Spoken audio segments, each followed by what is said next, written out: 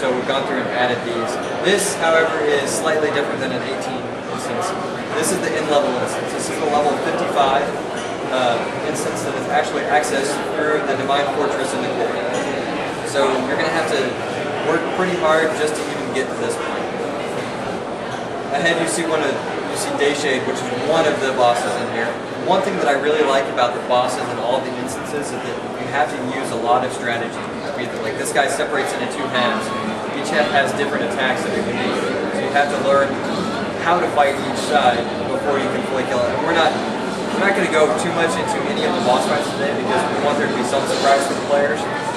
But at the same time, I just want to stress, and I will throughout all the boss fights that we see, that the battles really are epic, and you really do just have to think about it. You can't just hack and slash your way. You've got to have a strategy. You've got to think about what you're going to do and then do it. You're probably going to die a couple of times until you figure it out. So one thing that's nice about this, like Aion was just on an elevator, is it's multi-dimensional. It really gives you a feel for how big this instance is. Way down there is another boss we're going to show you. It's actually the end boss for the end instance. This kind of goes back, the gliding down kind of goes back to the theme of the 3 dimensions. In fact, we really want players to feel epic, and we want them to use gliding, and we want them to really feel like once they get there, it's like, wow, this is the end level instance, this is the end level boss. And I think we did a pretty good job of giving the players something really cool for the end level game. So another thing about this instance I did mention earlier, this is a 2-group instance. This is actually a 12-man raid. And as you can see by this guy, you're going to need all 12 of those guys.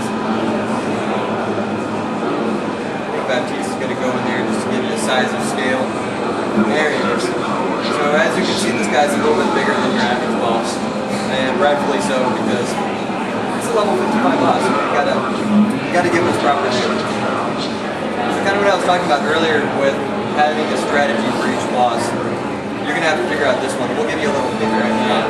You actually have to teleport up to the different platforms that surround him.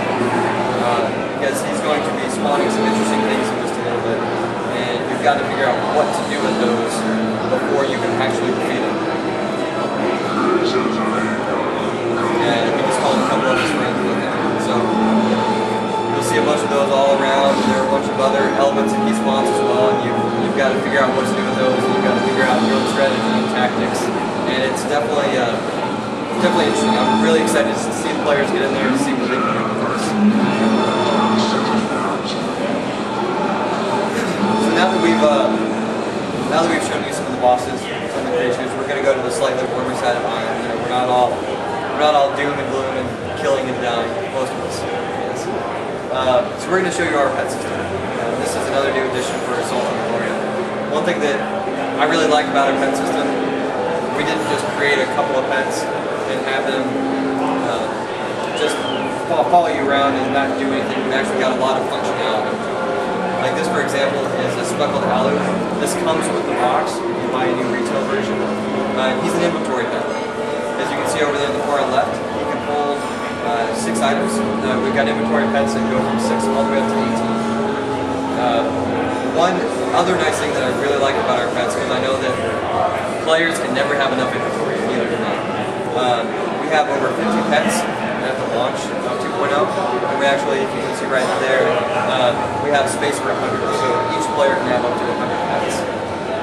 So this allows you to have multiple inventory pets if you just are someone that needs a lot of inventory. It allows players to kind of collect. It doesn't limit how many pets you can have or what type you can have, which is something that I really like about it. So we've got a couple other pets we're going to show you. I like this guy just because I like the hand stick. This is an example of one of our production pets. Basically, if a player gets one of these, they're going to have to feed him things, and based on what they feed him, he's going to make something. The unique part about it is that we've got to feed him different things. I don't think he liked that lure skill very much. So players are going to have to experiment. They're going to have to find out for each pet what that pet likes to eat. And based on what that pet likes to eat, they may or may not give you something in return. So we're going to feed him some Aether powder biscuits, and he's going to give you something. Let's see what he gives today. +4 attack mana stone. So as an example of the broader range of what these production pets can do, we've seen them make, we've got ones that make crafting items, we've got some that will give you enchant stones. We had a level 74 enchant stone earlier today. I've seen them give out green armor pieces before, as well as consumables, potions, just pretty much about anything you can think of.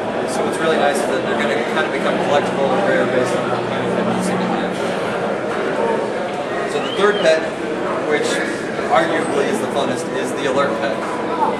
This guy has seen a couple of Hollywood movies because he's our little scream shooter. Let's see if we can get him to turn around. There you go. Every now and then he likes to scare you and his mask keeps falling off.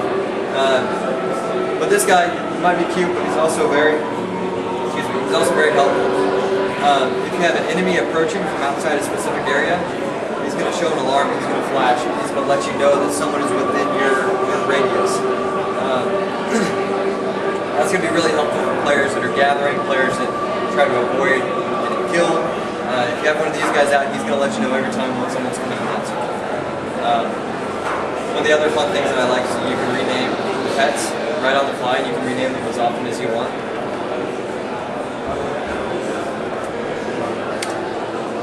Just rename that one Sasha. It's just another thing that makes you think about the type of thought that went into making these pets. We didn't just want to throw something out there, we wanted to make a pet system. We didn't want to make a pet. Okay, so I said we were going to go to the cute, cuddly side. We're going to show you one more thing. This is an example of one of the dragons in game. This is the Elios one, and on our stage demo actually on the floor, we'll show the Asmodean version. Each race can kill each one, but they're each unique in how they look and how they attack and how you kill them. And again, I hate to keep saying it, but I really hope players appreciate just like how cool these bosses are. They're not little bosses, they're big bosses, they're powerful. And the best part about them is that all the new bosses drop really good loot, and they drop a lot. One of the main things we've changed with 2.0 is we've actually increased the loot a lot, the loot drop rates. And that's something that our players have talked to us about, that we've listened and gone back to Korea, and we have dramatically changed the drop rates for this guy and all the other guys. So, you feeling brave? Let's see what you can do. You got your alert pet, you'll be okay. So again, just to give you a size of like the sheer scale, it's a pretty big dragon to have to fight. And we killed all his buddies earlier, but normally he would have a set of guys around and you would have to kill them before you could even get to the dragon. So again, it just adds another boss, another instance, another way to have a great game experience in the game. And even our mighty GMs can't fight it without getting a couple of scratches. So that's it. That's what Assault on Balaurea is.